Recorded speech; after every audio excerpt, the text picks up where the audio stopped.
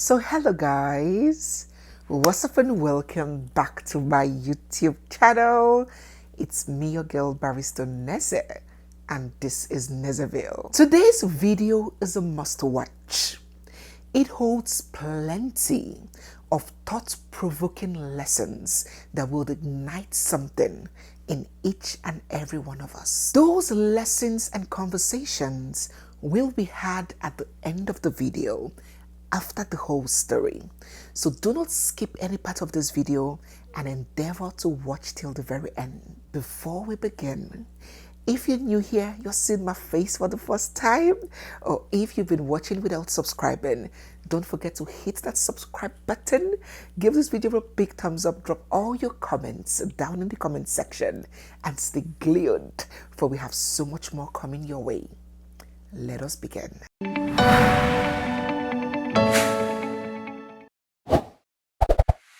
Now, when you talk about a man on screen with a charismatic presence, a magnetic aura, and the perfect blend of confidence, intelligence, mischief, and effortless humor, none other will come to mind sooner than Frank EDOHO. 53-year-old Frank EDOHO was born on the 8th of July 1972. He hails from Eket in Akwa Ibom State, and he is Ibibio by ethnicity. Frank was born in Sabon Gari in Kano State. He attended the St. Louis Primary School there in Kano. Later on, they moved from Kano State to Surulere in Lagos. Frank was raised in a middle-class household. His father used to work with the National Electric Power Authority, NEPA, now known as PHCN, and his mother worked in the bank briefly before she resigned for a reason that Frank did not disclose. So Frank's father would make him read books from a very young age, and so he developed a love for the media, poetry, and public speaking quite early. Despite his love for the media, his parents desired differently for him. They wanted him to either be a doctor or lawyer, or can you fill in the blanks? Can you take a guess down in the comment section? Oh yes, you guessed right.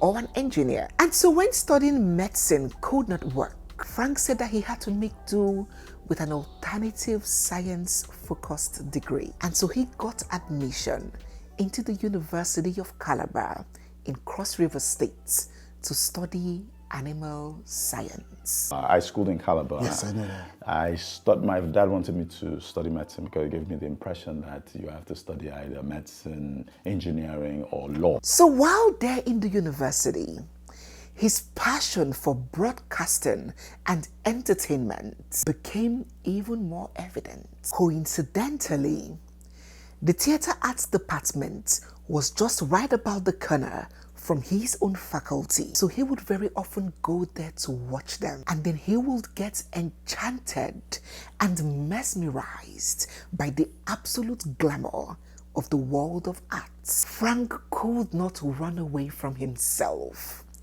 And so he began rapping in school, adopting the stage name MC Frank. Despite being a science student, Frank became the university or campus MC, a position that is usually and typically held by the arts students. And then he progressed to hosting a show at the Cross River State Radio for 1 hour once a week. In 1995, Frank EDOHO bagged his very first MC job. So he was doing fine, he was growing, he was thriving, but his soul yearned for more. He had bigger dreams. He didn't just want to be that big fish in a small pond. He had a bigger ambition, and he knew that staying back there in Cross River will not avail him the platform that he very much needed.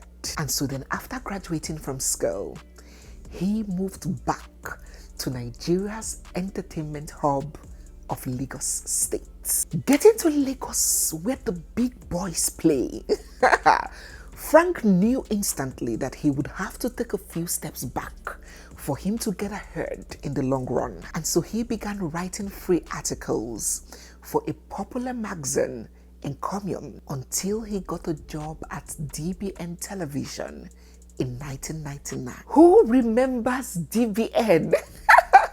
If you are Nigerian and you were born back in the day, then you should remember DBN. Let us know down in the comment section if you remember that TV channel. Oh yes. So Frank served as a presenter, an editor, a news producer, and he worked at DBN for 1 year before transitioning to Radio Nigeria, that's Metro FM, in the year 2000. He worked at Metro until he bagged his iconic role as the host of one of the biggest shows on television, Who Wants to Be a Millionaire?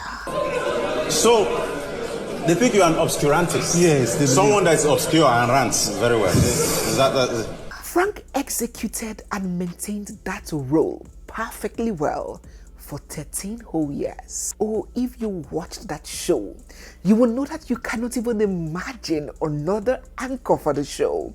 He was so good and perfect at it. He did that for 13 whole years until he decided to step down in the year 2017 after deciding not to renew his contract due to differences in terms. Frank is undoubtedly one of the most talented and iconic figures to grace Nigerian television.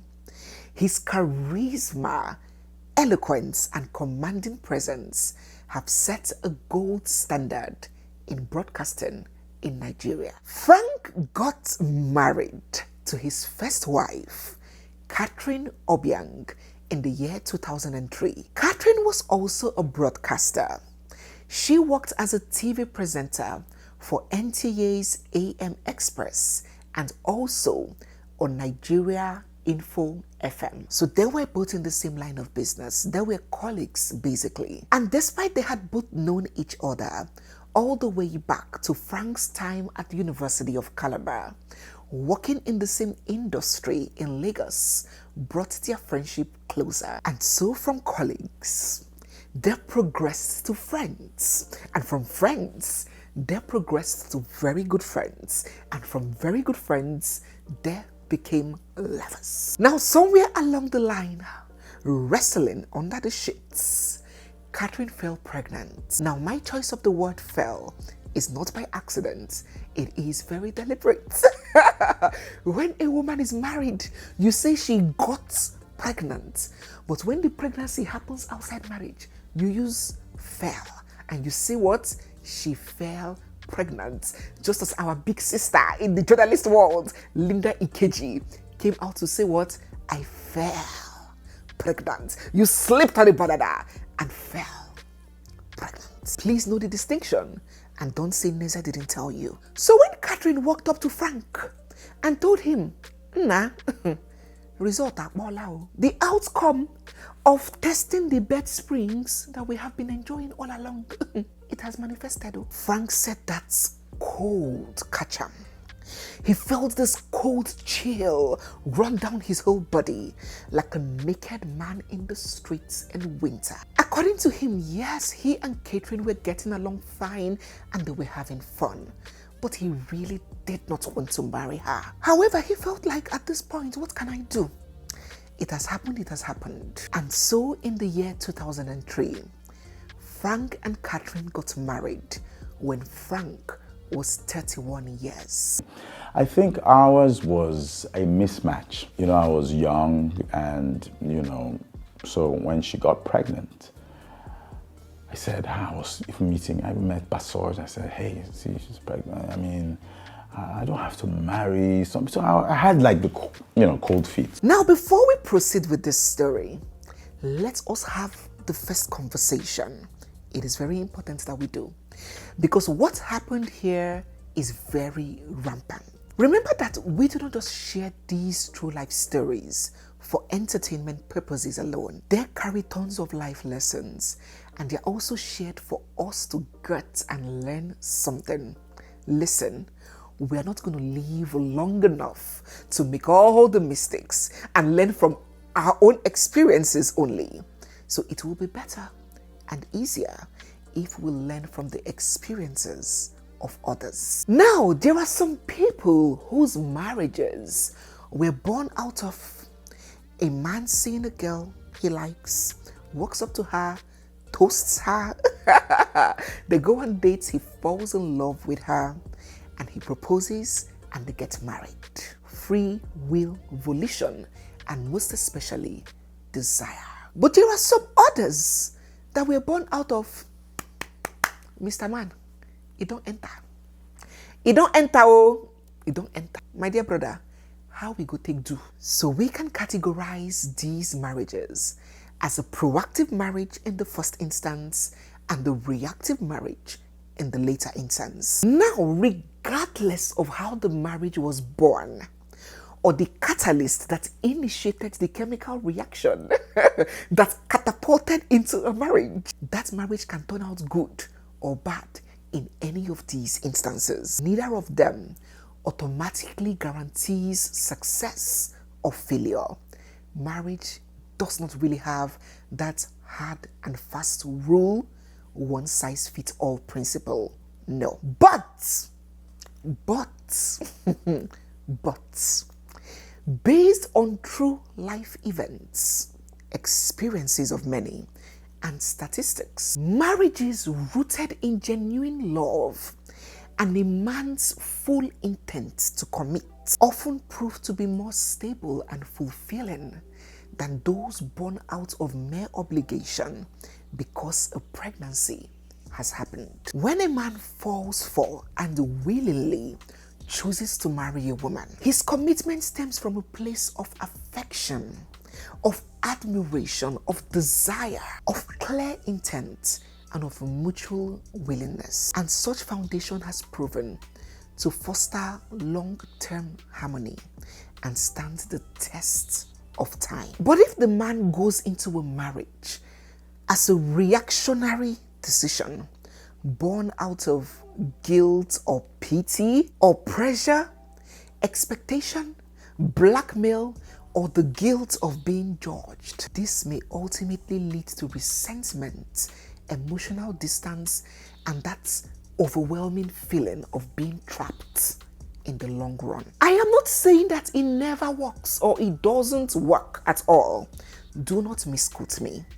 We are talking probabilities and possibilities here. Because if you have 3 yellow balls with 97 red balls in a basket and you are made to pick from it, the probability that you would pick a red ball is higher because the number of red balls overtly supersedes the number of yellow. That does not mean that you may not pick a yellow, but the possibility of you picking a red will significantly outweigh your chances of picking a yellow. Now, how you choose to intelligently apply this analogy into our analysis is your business, not mine.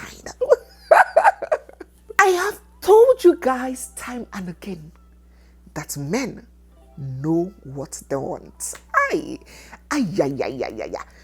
You see, that is why I don't joke with my men. I love my odogus so much. When I start praising my odogus, my ladies get jealous, but you don't know why I love my men so much. When a man is going out, maybe on a date, once he goes to his closet and he skims around, he knows the shirt that he wants to put on. He throws it on, he's ready. But we women will go to our closets, Bagasia, we will wear this one, Ntopo, we wear this one, remove. This one is somehow, it is too big, it is too tight, it is showing my tummy, it is this. A woman would spend 1 hour being indecisive about just a clothes to put on for a date, and she will end up saying she doesn't have any clothes while she has a closet full of clothes. And when a man goes to the salon or the stylist to get his hair cut, he already knows what he wants to do on his hair. He goes there, he gets his hair cut, and he walks out. But a woman would have an idea of the kind of hair she wants to make. And on her way there in the taxi or the keke da pep, she goes to Instagram and sees another style. And that style starts to enter her eyes. And she decides. And she starts to think, should I get this one or should I get the one I was thinking? And when she gets to the salon, she sees a freshly done hair from somebody else, another customer there. And she begins to think, why don't I try this one? This one will fit me too. And then that lady that went to the salon to get Ghana weaving comes back with her hair braided. And don't even get me started on food, on picking from a simple menu. A man and a woman is going on a date and the man already knows what he wants to eat before he even leaves the house. The woman will get there with something she wants to eat in her head, and when she sees the menu, she will change her mind. And why don't I try rice today? No. I tried rice the last time I came. Let me not try rice today. Let me try beans. No. There's beans at home. Why don't I try spaghetti? And that is how she keeps going, wasting everybody's time. And at the end of the day, when the food comes, her eyes will still be choking in her husband's food or her bobo's food. She will still want to stretch her hand and eat and test from that one. Women, our wahala. We are indeed a handful. God bless our good odogos for putting up with us. So these scenarios I'm painting is by no chance portraying women as indecisive and weak. No, let us just say women see life from different considerations and perspectives, while men are more prone to being single lens focused. So while that man that went to his closet and saw that shirt and threw it on, all that he considered was, is it fine? Does it fit me? Shikina. But the woman will first consider, my friends are coming. Do I want to repeat this clothes? This was the clothes I wore the last time that they saw me. 2, I have a lot of pictures with these clothes and today I want to snap picture. Let it not be like I'm posting the same clothes every day. 3, this cloth, the way it is on my stomach, by the time I eat, my stomach will swell up and it will start showing my stomach. It will become tight in the middle. A woman would give different dimensions and considerations to a simple decision, or a decision that a man considers simple as picking an outfit. These variations between the man and the woman are not weaknesses, they are strengths. Men and women are differently designed, and that is why there is no formation, there is no union as powerful as a man and a woman coming together, because even the devil will shiver, the devil will be afraid when a man and a woman come together in real partnership. There is nothing that they cannot surmount. The force is so formidable because they are so different, and in their difference, if they put their strengths together and understand one another, they become a formidable force. Just imagine you're going to the hospital. Your husband has gotten the car ready. His project is to drive 1 hour to the hospital venue. You as the woman, you are thinking, okay, where is the hospital card? Are we meeting up the appointment? This appointment may take 3 hours. The children may get hungry. Let me pack a snack. They think in details, but the man thinks in focus. That is why they are project driven. So when this person that is thinking like this, picking up all the small details, merges with that person that is picking up the big heavy rocks, and the woman is picking up the little pebbles, oh my God, that formation, there is nothing that beats it. And that is why we keep driving narratives that would encourage men and women to understand each other, understand one another. That way, marriages would thrive more. So when a man sees what he wants and sees who he wants to marry, he knows.